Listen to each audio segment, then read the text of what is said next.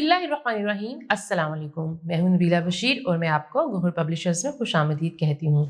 Our slogan is redefining the geography of education through digital resources for conceptual learning। प्यारे बच्चों, इस video में हम स्किल अप वाक़फ़े त्यामा क्लास 3 का चैप्टर 9 ग़िज़ा और सेहत कर रहे हैं और इस वीडियो में हम करेंगे इसका लास्ट टॉपिक जिसका नाम है मुतअद्दी बीमारियां यानी इन्फेक्शस डिजीजेस। तो चलिए शुरू करते हैं। अब हम चलते हैं पेज नंबर 85 पे। मुतअद्दी बीमारियां यानी इन्फेक्शस डिजीजेस। कुछ बीमारियां एक इंसान से दूसरे इंसान में मुंतकिल हो सकती हैं, इनको मुतअद्दी बीमारियां कहते हैं। ये बीमारियां हाथ मिलाने से, खांसने और छींक से निकलने वाले कतरों से, मुश्तरका तौलिए और कपड़ों के इस्तेमाल से एक से दूसरे में मुंतकिल हो सकती हैं। नज़ला, नमूनिया, टाइफॉइड, कोविड-19, पोलियो, टीबी, खन्नाक, तशनुज, चिकन पॉक्स और हेपेटाइटिस वगैरह चंद मुतअद्दी बीमारियां हैं। इनसे बचाव का बेहतरीन तरीका वैक्सीन का इस्तेमाल है। अब हम चलते हैं पेज नंबर 86 पे और हम सीखने वाले हैं वैक्सीन के बारे में। बीमारियों के खिलाफ हमारे जिस्म में कुव्वत मुदाफ़त यानी इम्यूनिटी पैदा करने के लिए साइंसदानों ने बीमारियों के जरासीम से ही वैक्सीन तैयार की हैं। वैक्सीन लगवाने से हम इन बीमारियों से बच सकते हैं। हर बीमारी के लिए अलग वैक्सीन बनाई गई है। आए चंद मुतअद्दी बीमारियों के बारे में जानते हैं। तो आपको नीचे एक टेबल नज़र आ रहा है, बीमारी, अलामात और उसकी वैक्सीन का नाम है। नंबर 1 ट्यूबरकुलोसिस यानी टीबी। ये फेफड़ों का एक इन्फेक्शन है और इसकी वैक्सीन का नाम है BCG। और उसके बाद है हेपेटाइटिस, ये जिगर की इन्फेक्शन है और इसकी वैक्सीन का नाम है हेप बी। उसके बाद है पोलियो, एक ऐसी बीमारी जिसमें बाजू या टांग का फॉलिज हो सकता है और इसकी वैक्सीन है पोलियो वैक्सीन। उसके बाद है तशनुज, पट्ठों का अकड़ाव, तो इसकी वैक्सीन का नाम है DPT। कानपेड़े, गले के शदीद इन्फेक्शन और इसकी वैक्सीन होती है MMR।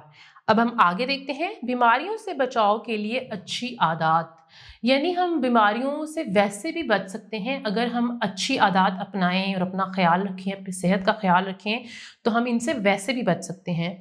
अगर हम अच्छी आदत अपना लें तो अक्सर बीमारियों से बच सकते हैं, जैसे कि ताज़ा और अच्छी तरह ढाँप कर रखी हुई खुराक खाएं, खाने से पहले और बाद में साबुन से अच्छी तरह हाथ धोएं, खाना खूब चबा कर खाएं, रात सोने से पहले और सुबह नाश्ते के बाद दांत साफ करें, ज़्यादा मिकदार में पानी पिएं, रोज़ाना साबुन से नहाएं, नाखून बाकायदगी से तराशें, साफ कपड़े पहनें।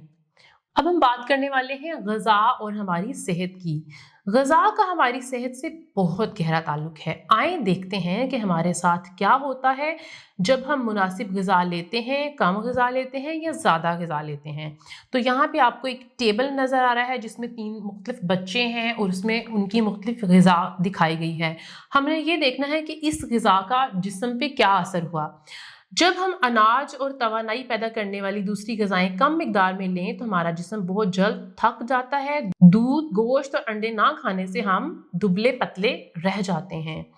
उसके बाद अगली तस्वीर को देखें और ग़िज़ा को देखें। जब हम अनाज, गोश्त, फल, सब्जियां, दूध और दही मुनासिब मिकदार में लें तो हमारे जिस्म के पट्टे, हड्डियां और दांत मजबूत होते हैं। उसके बाद देखें, जब हम मीठी, तली हुई और बाज़ारी अशिया ज़्यादा खाएं तो हमारा जिस्म मोटा और भद्दा हो जाता है, यानी हमें मोटा होने वाली बीमारी हो जाती है। लोग जो साइंस को बतौर पेशा इस्तेमाल करते हैं, people who use science as profession, हमारे इर्द गिर्द बहुत से लोग साइंस के असूलों को पेशे के तौर पर इस्तेमाल करते हैं। सबसे पहले जैसे बावर्ची है, रेस्तोरां में खाना पकाने वाले को बावर्ची कहते हैं। वो साइंस की असूल इस्तेमाल करके खाने की अफादियत बरकरार रखते हुए खाना पकाता है। उसके बाद है ग़िज़ाई माहिर। एक ग़िज़ाई माहिर बताता है कि कौन सी ग़िज़ा हमारे जिस्म के लिए किस तरह मुफीद और सेहतमंद रहने के लिए हमें कौन कौन सी ग़िज़ाएं लेनी चाहिए। उसके बाद है डेयरी फार्मर। डेयरी फार्म पर मवेशियों की देखभाल करने वाला शख्स डेयरी फार्मर होता है। वो दूध से मक्खन, घी और पनीर हासिल करने के लिए साइंस के असूल इस्तेमाल करता है। जी बच्चों, हमने सीखा है मुतअद्दी बीमारियों के बारे में, यानी इन्फेक्शस डिजीज़ के बारे में, वो कौन कौन सी होती हैं और उनसे बचने के लिए हमें क्या करना होता है, यानी हमें वैक्सीन लगवानी होती है और उसके अलावा हम अच्छी आदत को अपना कर भी بیماریوں سے بچ سکتے ہیں. تو اب آپ ایک بار اس کو دہرا لیجیے گا. ویڈیو دیکھنے کا بہت شکریہ. اپنا بہت سا خیال رکھیے گا. اللہ حافظ.